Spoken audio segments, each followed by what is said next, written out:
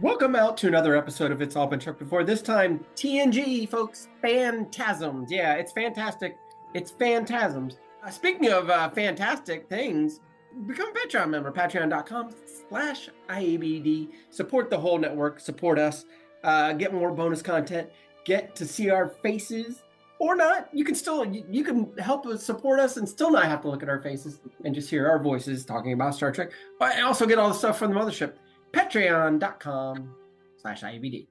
And now, it's fantastic time. It's not the Fantastic Four, it's Phantasms, TNG, It's All Been Trucked Before. Welcome out to another episode of It's All Been Trucked Before. Your regular hosts are here. This is Steven. And Keith. Jimmy Jerome. We're here to talk Phantasms, and while Keith did miss Gambit Part 1 and 2, he has not watched them. So you can shame him all you want, but in 2 weeks, don't shame him. We love him. In 2 weeks, when we talk about the next generation episode, he's going to give us his thoughts on Gambit Parts 1 and 2 then. But for now, first impressions on Phantasms. Or as I say, or I don't. Well, it's emphasis on the first syllable, Phantasms. Phantasms, not Phantasms. Yes. Or Phantasms. It depends. Depends on what. Okay. First impressions. Personal preference, what Bill Shatner might want to say instead. The whole. Next gen's where we're all screwed up in the rankings, so we're gonna have some issues ranking this tonight without having been able to break our ties on the others, but that's okay. Let's get into this. I was able to check out for quite a bit of it, unfortunately, and still, I got the gist within like the last, I'd say third or quarter of the episode. It was just all just sort of like, here's what's going on. So the Data Dream episodes, and I think it was very nice of them even to sort of recap what was going on. Yeah. For the purposes of them going through. That's not how I would have expected it to go, but I guess I'm glad they did it that way. Mm-hmm. I kind of wish I had paid closer attention because I think I would have found it a little bit more fascinating in the sense of I love little puzzles like these. Like here's a code, what's going on? And I guess we don't even realize that it is a code for quite a while, but it is just here's data and the symbolism thing. Yeah. I think that's probably what started to lose me. I started to not put together the stakes.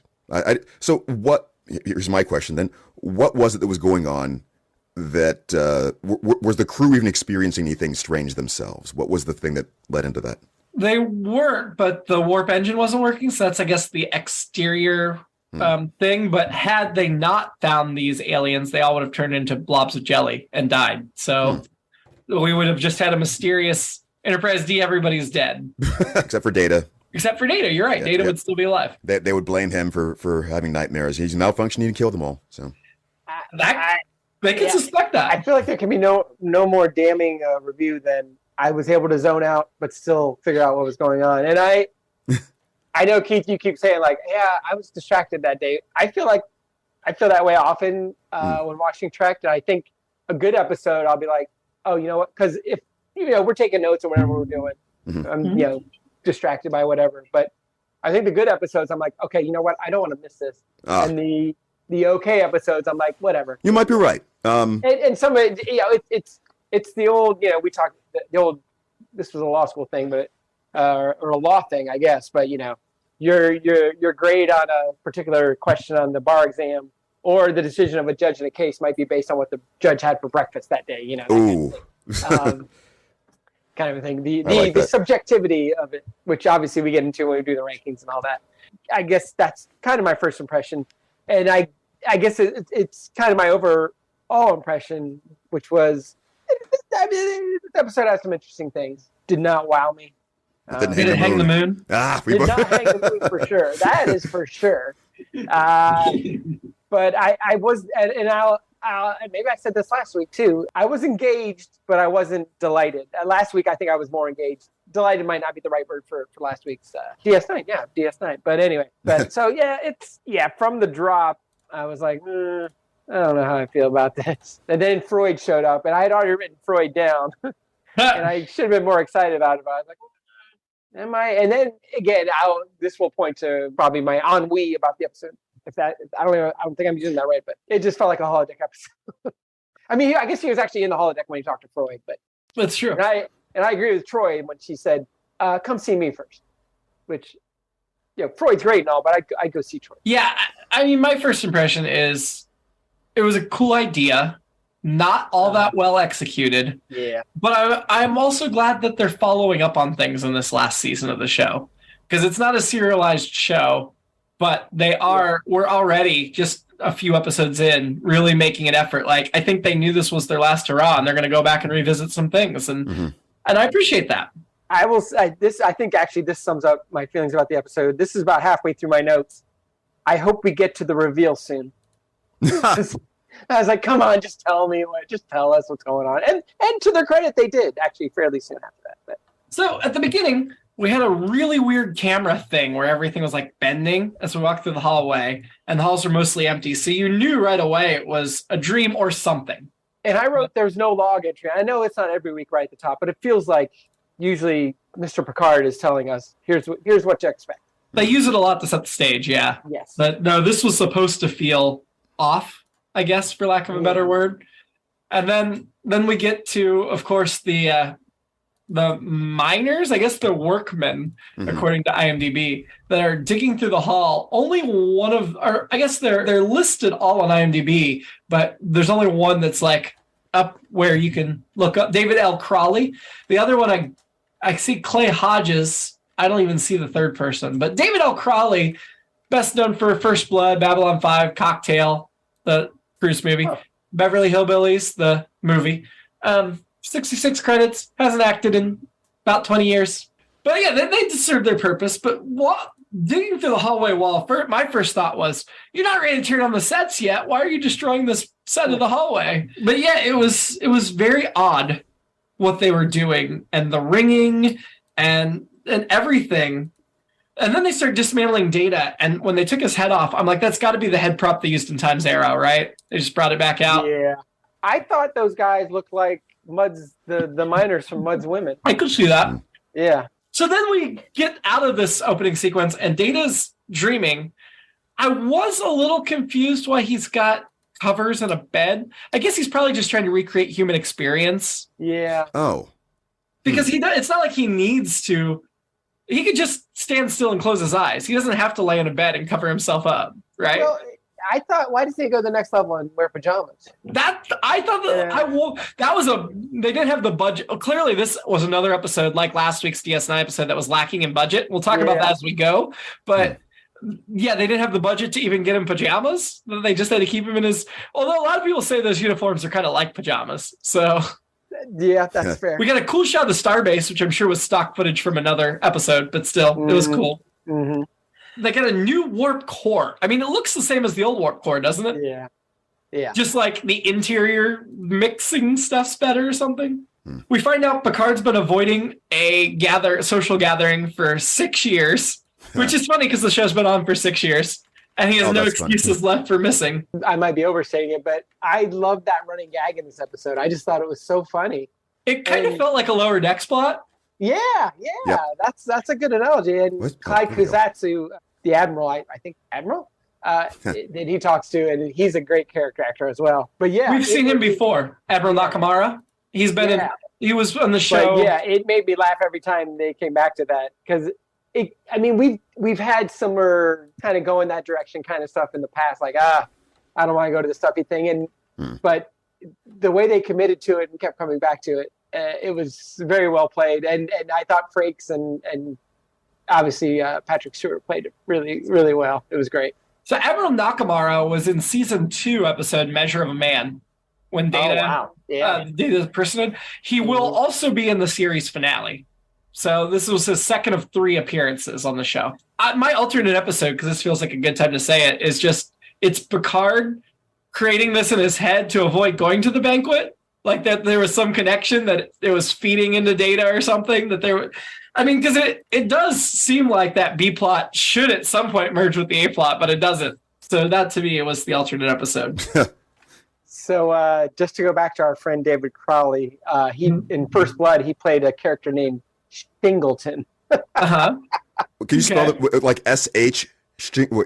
Just like Shingle? On a shingle, yeah. Shingleton. I'm pretty sure he ends up Shingleton, I see. He's one of the sheriff's deputies. So I'm pretty sure he ends up in a part of the good supply of body bags. He ends up in one of those. Oh, I was going to say he shouldn't have done it.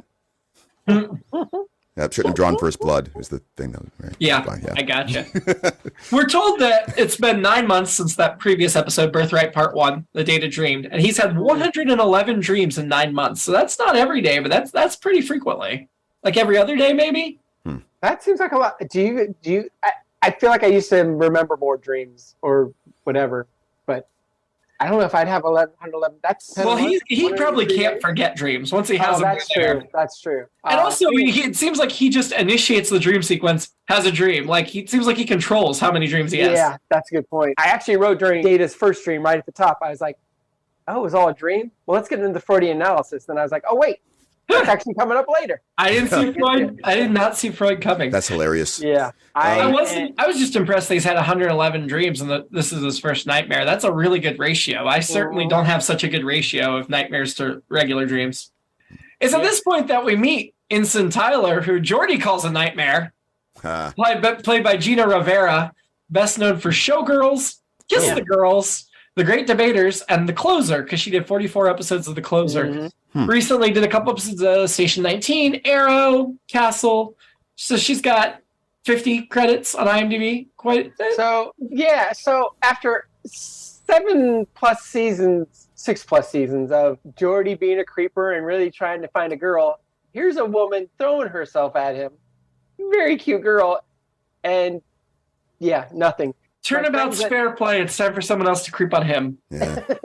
My friends at Fashion It So said she's real cute, has picked a great lip color to complement her engineering mustard, and she has a major crush on Geordi.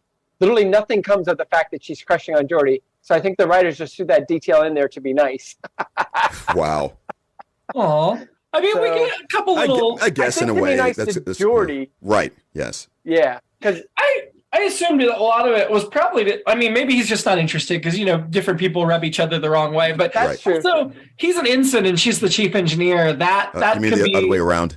And this may also, yes. Again, my friends at Fashion So on Tumblr, STTNG Fashion, check them out. They have a picture of Ensign Tyler and it says, when your hair needs to be pulled back for OSHA reasons, but you've still got style. So kudos to Gina Rivera. So we go to the bridge and the engine's not working when Picard orders the new engine. And Ensign Gates, who we frequently see, is there at the con.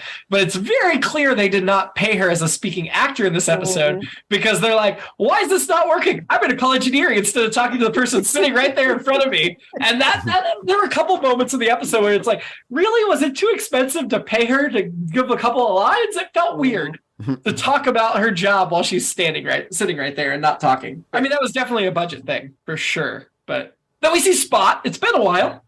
Love Spot. Data says Spot's never encountered a rodent or dog. I get that the Enterprise D is probably not infested with rodents and there's probably not that many dogs on it, but he's never taken Spot to a holodeck and let it do natural cat things. Oh, that's a good point. My note for Spot was Spot, exclamation point, exclamation point, exclamation point. And then later... I only had one exclamation point, but it was the same note, sort of. Yeah. Yeah, I just thought Data should have been nicer to it. I mean, I would think Data would have had him do cat things in the holodeck. Yeah. Let the lion in your starship quarters be a lion. Well, I'm just wanting to observe him because Data's going to want to see how cats... I mean, that's Data's thing, right? He's observing and learning. Right. Yeah. Right. Yeah. Right. Data then gets into bed, and not only does he wear his uniform, I don't know if you noticed this, he keeps his shoes on. Yes. Not very hygienic. No. I mean, I guess that wouldn't matter to him, right? Yeah. I know I've slept in my shoes many a time, but I don't know if I've gotten under covers. Data's dream, we see Worf eating the cake, which is cellular peptide with mint frosting. I was really disappointed the mint frosting never meant anything.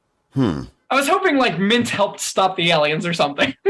I should have looked into this because I read it 15 times while looking into this. What is cellular peptide? Is that I mean, that's what Crusher said they'd all become piles of if they don't stop these aliens. Okay. It refers... So if you look up cellular peptide, the first result is memory alpha. It refers to certain genes and molecules found in the cells of living things. Cell-penetrating peptide has a Wikipedia, and that's peptides that facilitate cellular intake. But cellular peptide is not a thing. It's Star Trek is what comes up. I see. Oh, I mean, the first time through when the dream, I assumed it meant something like this is just what cake is actually made of. Like, I cake, immediately cake mix. That's what I was thinking too, Keith. I was like, is this something I should know about? Yeah. I didn't realize it was what it was exactly, because I've never seen this episode before for sure. But I assumed it had something to do with the mystery we were dealing with. But I was really disappointed the mint didn't come into play. Yeah. I wanted the mint to. Then we get Crusher drinking Riker's brain through a straw, which cool light up straw effect, but also really, really gross. I noticed even before the cake, the phone ringing again, and I had noticed it in the first scene, but I was like, phone ringing is definitely part of this. The cake was terrible. Yeah. The effects, like, it did not even look like her head was attached. The effects and the cake did not look appetizing. And I love cake and I love frosting, and it did not look Agreed. Good. And yeah, I wrote down "Don't Come Around Here No More," the Tom Petty video for that. It looked like the cheapest grocery store cake you could get. Yeah. Don't Come Around Here No More. The cake looked better and the effect looked better. But budget, you know. The effect was the main part, because all you had to do was cut out part of the beginning so you could get her neck up in there a little bit, but they didn't even do that. Though I will give them credit that the piece that Worf was eating, which was extremely noticeable because of the comm badge, was the piece that was cut out of the cake when we got to the cake, and it was the right shape and size. So I'll give them credit for matching Worf's piece to what was out of the cake. I assume because they probably actually cut the piece and gave it to him, but I give them credit for that. I think they were so worried about Marina Sirtis's hair getting in the frosting that there was separation between her and the cake. Commit. You can wash it. Actually, throughout the episode, Troy's hair looks like bedhead, but the most awesome bedhead ever. It's like, oh, I just got up. I didn't do anything with my hair, but you obviously did something with your hair. Oh, also to double back, after I wrote, I hope we get to the reveal soon, I also wrote, I missed this earlier, I also wrote, yep, underwhelmed. So I guess that's how I feel about the episode. Data wakes up and he says his internal alarm clock didn't work, which was pretty disturbing to me. Like, that's where I was like, something's seriously wrong here. Right. Then he goes and talks to Freud, and Freud talking about, well, first let's just say he's played by Bernard Cates, best known for The Phantom, the 1996 film based on the comic strip, Judgment at Nuremberg, The Asphalt Jungle, and this one episode of The Next Generation, according to IMDb. 73 credits, last one being Third Rock from the Sun in the 90s. Died in 2010, but had been inactive for a while. Anyway, only Trek credit. He says classic dismemberment dream, which I liked that he fell back on, like, okay, I read a book on Freud, and I'm going to use the id versus ego. The mother and sexual inadequacy came up. I'm like, this is all of Freud's greatest hits. Let's get.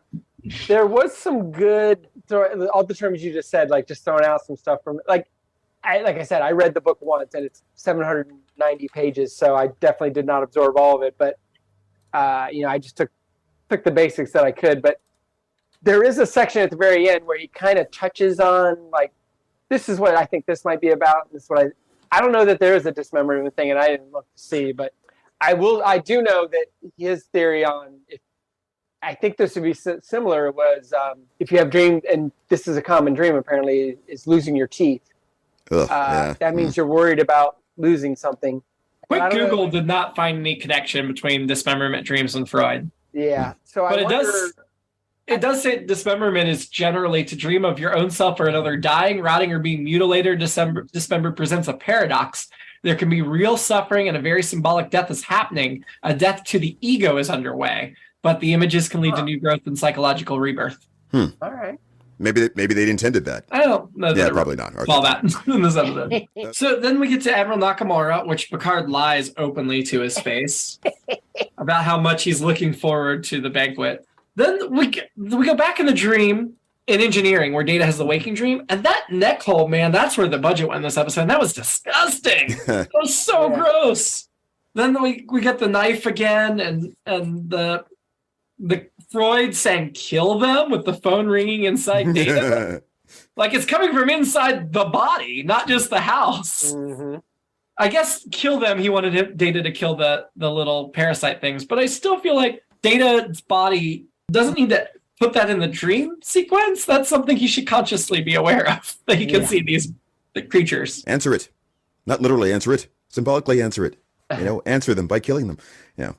I also like where actually Troy said this about Freud. Even Freud said sometimes a cigar is just a cigar, but the bottom line is, I think you're developing an almost obsessive interest in your own inner workings. I'd almost call it the beginnings of a neurosis, and I wrote, yeah, it's called narcissism. Ooh, wow. Yeah. Yeah. Physician, heal thyself. Also, Star Trek reference. But. Did we ever establish whether Data could taste things? I think you said something to the effect that... I think he can. Or at least, I guess, analyze it by putting it in his mouth. I don't know. Yeah. Yeah, I think so. But does he experience pleasure from it? I don't know. Yeah, I don't think he experiences pleasure from it, but he can taste. He's definitely can eat. Sometimes a cigar is just a cigar. That is one of his famous quotes, right? Yeah. Well... Yeah. Yes. I don't know if he actually said it, but I noticed associated with him. I'll find out. Yeah, it could be one of those like out damn spot things, or you know what I'm saying, out damn spot. So it's when I Google it, one of Freud's most famously misquoted sayings is sometimes a cigar is just a cigar. Yeah. It's constantly attributed to Freud, but there's no evidence that Freud ever said or wrote it, according to freud.org.uk. Yeah. Interesting. Or play it again, Sam. Things like that. Yeah. You played it for her. You can play it. You played it for her. Of course, there's a lot of references to if it's not just a cigar, it could be a phallic symbol. But well, yeah, that's why it's associated with him. It's this little joke, like ha ha ha. Oral fixation. Yeah. Yeah, he did see sexual references in everything, except apparently cigars. He's like, sometimes they're just not sexual for some reason. Yeah. I did appreciate that new neuroses. Troy told Data. The developing new neuroses, he was happy about it because it's a sign of increasing complexity. Right. And I was like, yeah, I guess, but we're going to get to a point where in the first movie, I won't tell you the exact, but like Data makes a decision that he's not developing anymore, so he has to do something to develop. And I'm like, but that doesn't gel with this, because this it's saying he's been developing and he's keeping developing, so you don't need to take a leap to do further development because he's well on the path, right? Mm-hmm. I don't know. We'll get to that in like a year or so. That first movie, year and a half. Picard is in engineering, and man, worst micromanaging boss ever. Trying to tell Data and Geordi how to do engineering. Their annoyance is fully justified, in my opinion. Huh. Yeah, I totally agree. I don't know if you noticed, but this episode was directed by Patrick Stewart, so I did see that. I don't think he was that micromanaging, but. It was written by Brad Braga, one of our regulars. I didn't even mention last week's director. I think it was Les Landau or one of those regulars. Doesn't matter. I mean, it matters. It definitely matters. I just you know what I mean. I hope that. Well, they won't. It wasn't notable as a. Les Landau was last. As this can even as a detail of importance, it just wasn't important. So. Yeah. Sorry. Certain directors direct so much it's the fabric of the show. Whereas it's not notable because it's not outside the realm of what you normally see because they're so important, they've established this tone and style that they stick to. Everybody else sticks to. All right, fine. I guess that's my point. I guess the directors won't write into us now. I hope not. If they do, I mean, actually, I hope they do write to us. I'd love to talk to them. Not to be mad at us because I just love to talk to the directors, especially Pete's do, but all of them. So is that Keith at IAB for? Yeah, see, that's what I thought that was a bit Keith at IAB. Good job. Good job. Thank you, Stephen. I was like, here you go, Jimmy. Here's the thing. And just like, thank you. That is the email that you sent to. Oh, them yelling at Picard not to touch, and then Ensign Tyler. I guess this is the payoff: is she saves Geordi because she gets Picard busy moving things, and I like that he's like, does she say something about? If you're not too important to help move, he's like, no, I've got time. I'll help you move things. I just picture him over there carrying boxes. Again, that honestly, was so well played throughout the entire episode. The best captain of a starship should help them move boxes from time to time. Yes, he should. And I like that there was, while she was deferring to him, he took no offense, did not act like it was a strange thing, was totally like, sure, whatever.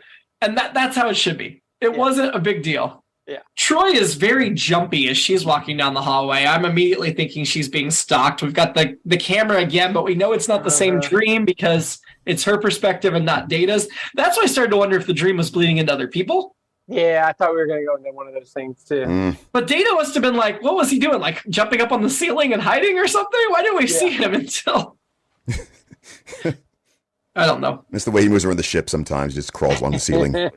When he stabs her with the tool, Yeah. there's hardly any blood at all. Just like a painted on spot, nothing like dripping out. And then Crusher's like, she's lost so much blood. I'm like, really? Because it doesn't look like it's even bleeding. It looks like it just is. Yeah. That is incongruous. Well, the script was written by somebody different than made the effects. And that's probably where the mismatch. Like Brandon Braga probably wanted it to be bloody, and they just didn't do it. Fashion again. I thought her little outfit they had her in on the medical table was great. It looked like it could be medical, but it was also kind of sexy. Also, because Marina Sirtis is wearing it, that's why it's sexy. I know when I was in the hospital, I never looked that good, or out of the hospital for that matter. Actually, you know what? I've never looked as good as she looks here. And I think I've talked about this before. It's what Roger Ebert, rest in peace, the great film critic, called the beautiful dying girl syndrome, which is the sicker they get, the more beautiful they get. So whenever we see Troy laying on a medical table or in distress, her hair just gets better and better, and she looks more beautiful. So I'm sorry, what's the explanation behind that? Are you saying that they put more effort into trying to glamorize it, or is it just a fixation we have? Ebert's thing was that's what filmmakers do, is like if a woman is dying, she's got to look beautiful. And it's based on the jump off is Ali McGraw in Love Story, which I don't know if you've seen that. I'm sorry, what's it called? Love Story. Oh, Lives Are Up. Okay, I know the theme, but I haven't seen it. That's where we got stuck with the idea that love means never having to say you're sorry. Huh.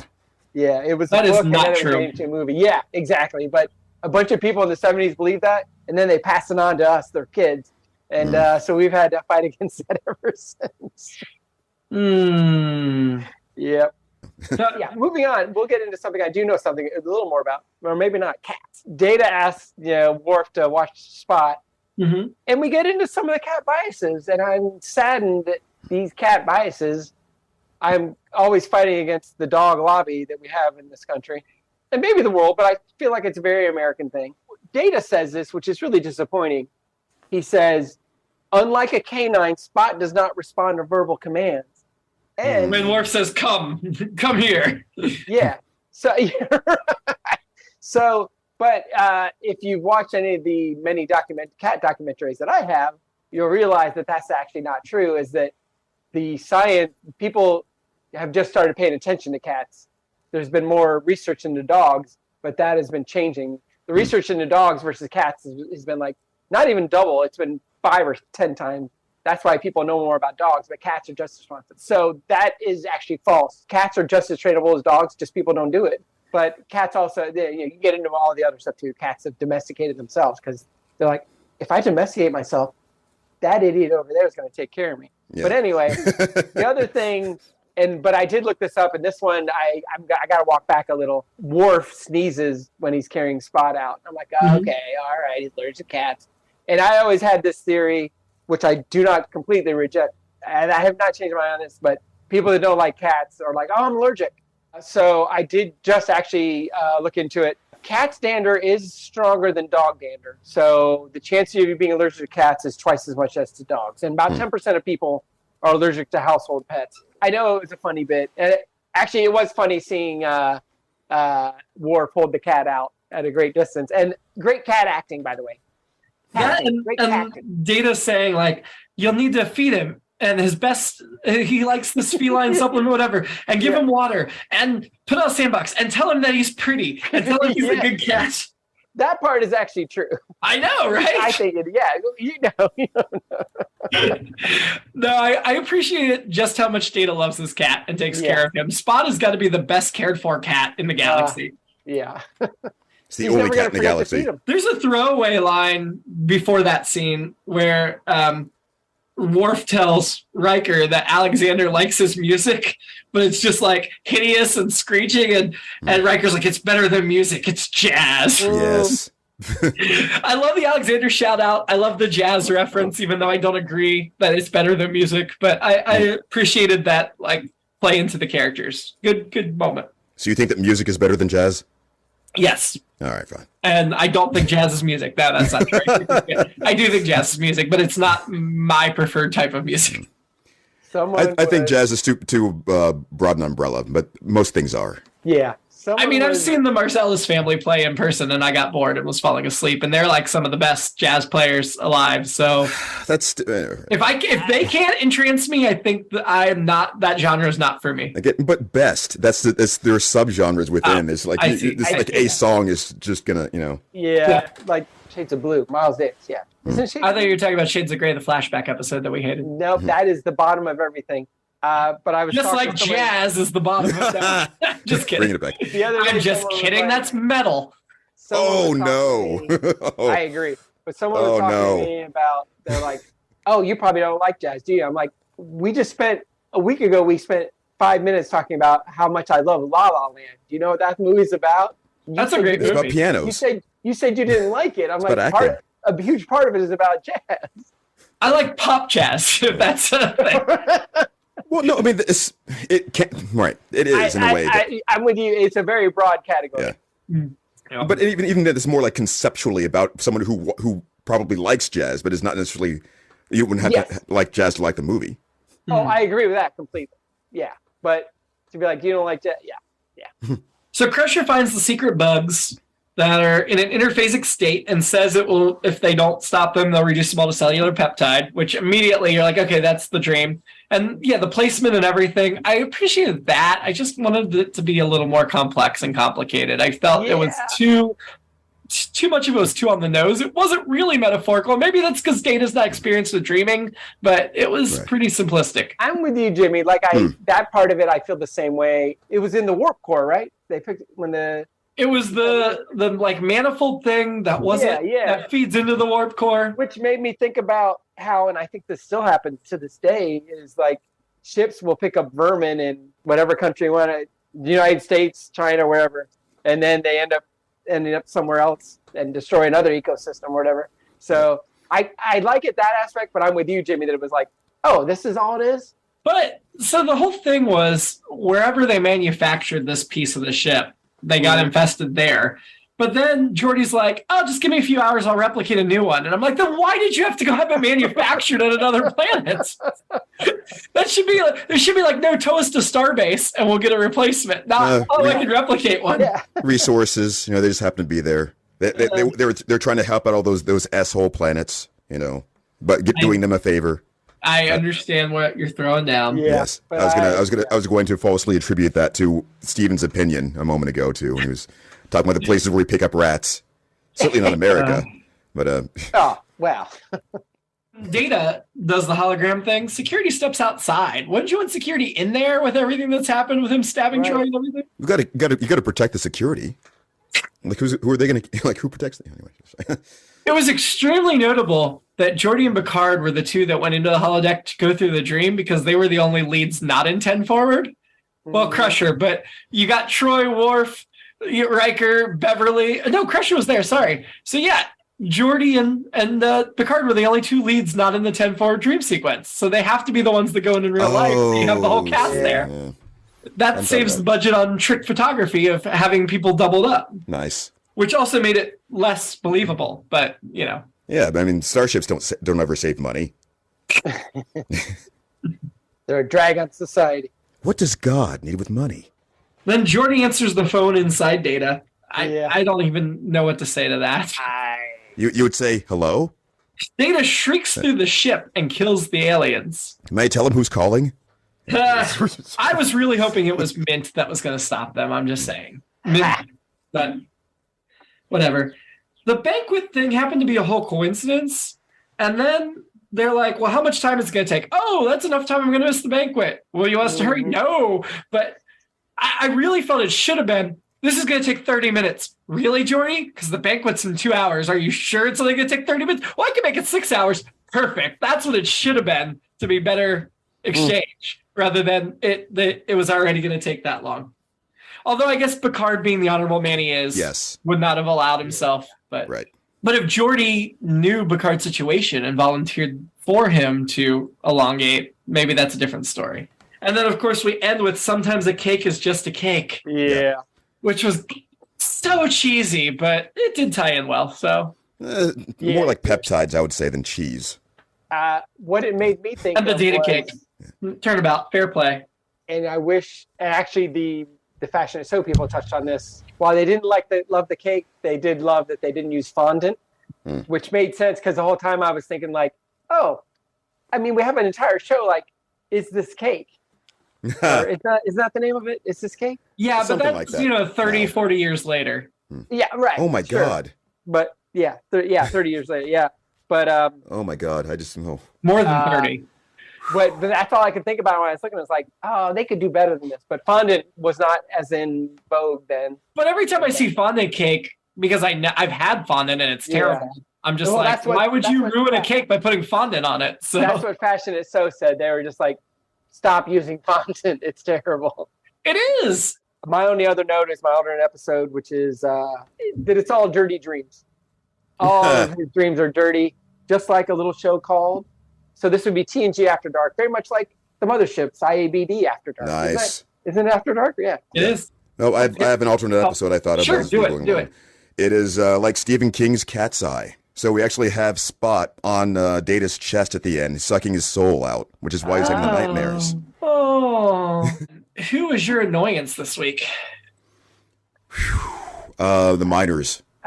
The workers. It's got to be. As annoying as Picard was being in engineering, he was still somehow slightly charming, so I'm agreeing with you. The workman. I went with, and this is he's damned if he does and damned if he doesn't.